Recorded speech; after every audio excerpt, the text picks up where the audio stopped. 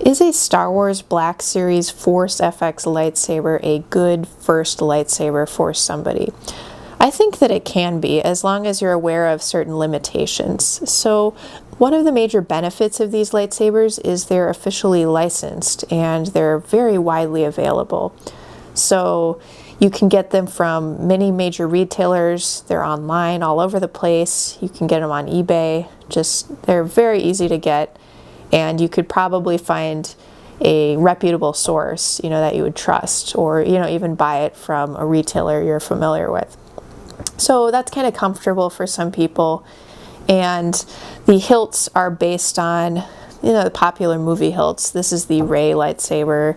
They have a Return of the Jedi Luke lightsaber, Darth Vader, Kylo Ren, a lot of the popular ones you would kind of expect. So that's one of the limitations as well, I guess, is the variety of hilts. They don't have too much variety, but even so, they have a lot of the major ones people are looking for. Also, these lightsabers do everything basically that you would expect a lightsaber to do. So this lightsaber is metal. That's kind of nice. It lights up and it makes lightsaber sounds. So for a lot of people, especially people just getting into the hobby of lightsabers, that's really what you're looking for. You're looking for a fun thing. You can wave it around, maybe duel very lightly. That's what these sabers are for. So I'll turn it on real fast to show you. You got the blade, you can wave it around, it makes a noise, and a sound upon impact. So that's kind of what you expect out of a lightsaber, right? If you do get deeper into this hobby, there are some other things you may want to do, like you would possibly want to do a Force FX conversion, which means you would swap out this current format. So this uses a string blade, which means there are LEDs inside the blade itself. If you get into heavier dueling, you don't really want the LEDs in the blade itself because that's very fragile. It's very easy to break the LEDs. So if you do a conversion, you would swap out the blade, and it's a little bit of a production. It's not super easy to do this.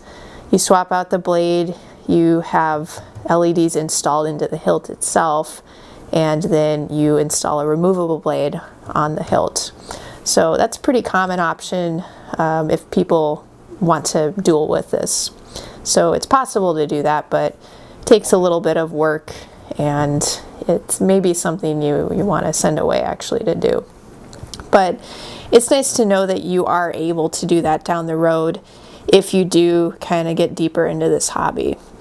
So as long as you know what you're getting, this is a pretty decent start, I would say. There are a lot of other very affordable sound sabers and no sound sabers out there by custom saber companies. Some of them are cheaper than this, so that's possibly something you'd want to explore as well, but these are a pretty safe bet. It's a lightsaber, metal hilt, lights up, makes lightsaber sounds, so that's going to get the job done for a lot of people. You just want to be careful with the blade and don't go too crazy hitting, things, hitting the chair at your table, or, dueling with other people. You just don't want to do heavy dueling with these. But they look pretty cool, and I think they could be a decent start for a lot of people. What do you guys think? What do you think is the best starter saber for somebody?